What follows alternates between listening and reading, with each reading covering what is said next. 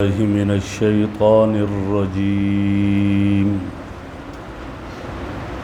بسم الله الرحمن الرحيم.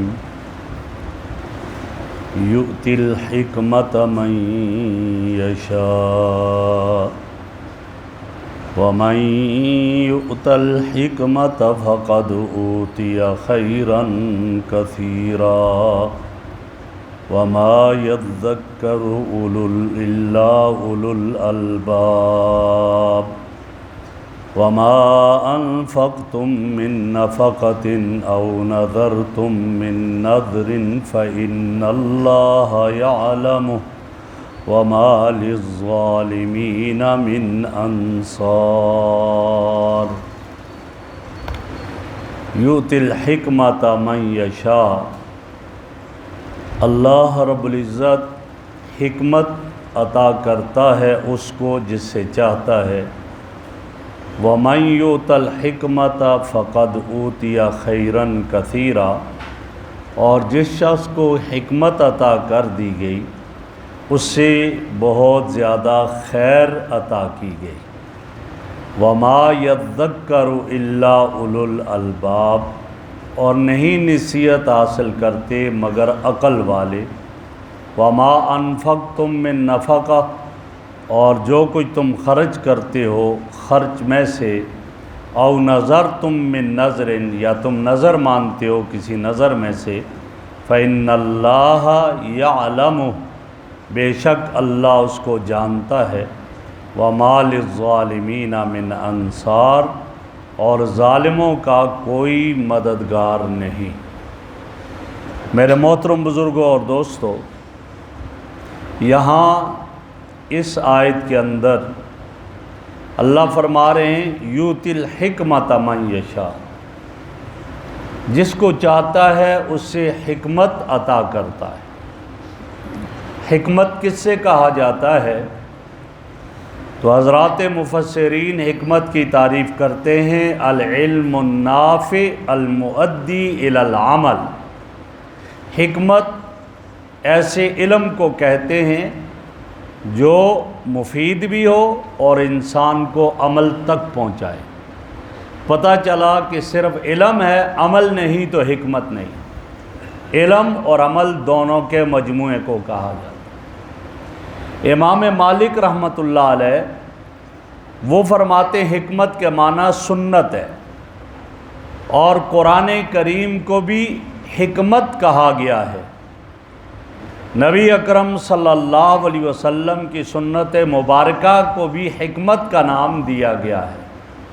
اس کے علاوہ حکمت کے اور بہت ساری معنی ہیں. مثلا دانائی، سمجھ، عقل کی باتیں، یہ بھی حکمت میں شامل ہے. عربی میں حکمت کس سے کہا جاتا ہے اور حکیم کس کو کہا جاتا ہے؟ تو عربی میں حکیم اس آدمی کو کہا جاتا ہے من اتقن العلم والعمل. جو شخص علم اور عمل دونوں میں پختہ ہو اس کو حکیم کہا جاتا ہے. اور یہ حکمت اللہ رب العزت نے عطا فرمائی اور اس کا اعلیٰ ترین درجہ جو ہے وہ حضرات انبیاء علیہ السلام کو عطا ہوتا ہے. اور انبیاء علیہ السلام کے علاوہ باقی عام مخلوق جو ہے ان میں سے اللہ جس کو چاہتے ہیں حکمت اور دانائی میں سے حصہ عطا کرتے ہیں. اس لیے یہاں فرمایا یؤتی الحکمۃ من یشاء. اللہ جس سے چاہتے ہیں حکمت عطا کرتے ہیں. یہ انبیاء کے علاوہ کی بات ہے، ورنہ میں نے عرض کیا کہ حکمت کا اعلیٰ ترین درجہ وہ کس کو حاصل ہوتا ہے؟ حضرات انبیاء علیہ السلام کو حاصل ہوتا ہے. تو یہ دانائی کی باتیں اللہ جس سے چاہتے ہیں عطا کرتے ہیں. اسی طرح بعض حضرات یوں بھی فرما رہے ہیں کہ پورے دین کا فہم اور دین کی سمجھ اس کو بھی حکمت کہا جاتا ہے. اور اس کے لیے نبی اکرم صلی اللہ علیہ وسلم کا یہ ارشاد احادیث میں آتا ہے. آپ صلی اللہ علیہ وسلم نے ارشاد فرمایا اللہ رب العزت نے منافق کو دو چیزوں سے محروم رکھا ہے. ایک کیا؟ اچھا اخلاق. منافق کے اخلاق اچھے نہیں ہوتے ہیں، وہ ان سے محروم ہوتا ہے. اور دوسری چیز جو ارشاد فرمایا وہ دین کی سمجھ کہ اللہ منافق کو دین کی سمجھ عطا نہیں کرتے، وہ ان دونوں چیزوں سے محروم ہوتا ہے۔ اور دین کی سمجھ فرمایا یہ حکمت ہے۔ نبی اکرم صلی اللہ علیہ وسلم کا ارشاد ہے مَن یُرِدِ اللَّهُ بِهِ خَیْرًا یفقہہ فی الدین، اللہ جس کے لیے خیر کا ارادہ فرماتے ہیں اس کو دین کی سمجھ عطا فرماتے ہیں۔ تو پتہ چلا کہ دین کی سمجھ یہ بھی گویا کہ یہ حکمت ہے اور یہ خیر ہی خیر ہے۔ اور پھر جب اس سمجھ کے مطابق ایک آدمی عمل کرتا ہے تو وہ آدمی حکیم کہلاتا ہے۔ تو جب یہ حکمت ہے تو حکمت کی بنیاد اور جڑ کیا ہے؟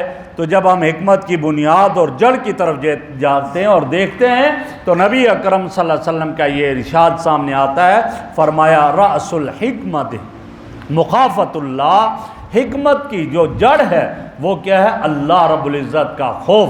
تو اس سے کیا پتہ چلا؟ حکیم وہ آدمی ہے جس کو اللہ کا خوف ہو، اور جب اللہ رب العزت کا خوف ہوگا پھر اس کے لیے جو ہے دین پر چلنا آسان ہوگا اور دین کو چھوڑنا مشکل ہو جائے گا۔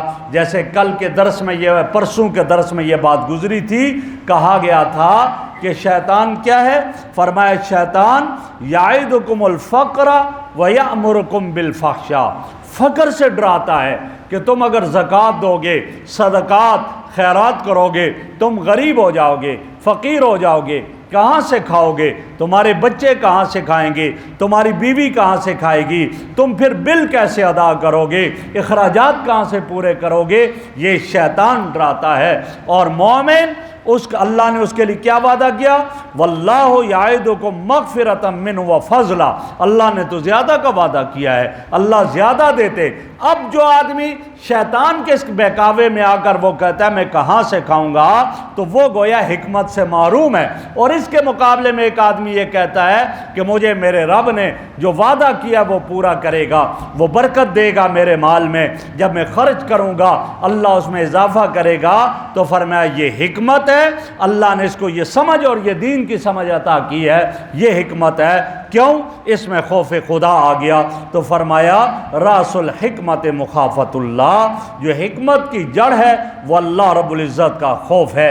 آگے فرمایا وَمَن یُؤْتَ الْحِکْمَةَ فَقَدْ أُوتِیَ خَیْرًا کَثِیرًا، جس کو حکمت عطا کر دی گئی، جس کو اللہ کا یہ خوف آ گیا، جس کو یہ سنت سمجھ میں آ گئی، جس کو یہ علم اور عمل آ گیا، تو فرمایا اس کے لیے کیا ہے؟ فرمایا اس کے لیے یہ ہے کہ اس کو خیر کثیر عطا کر دیا۔ خیر کثیر سے کیا مراد ہوگا؟ اب وہ ہمیشہ ہمیشہ کی سعادت، ہمیشہ ہمیشہ کی کامیابی کی طرف چلا گیا اور کامیاب و کامران ہوگا۔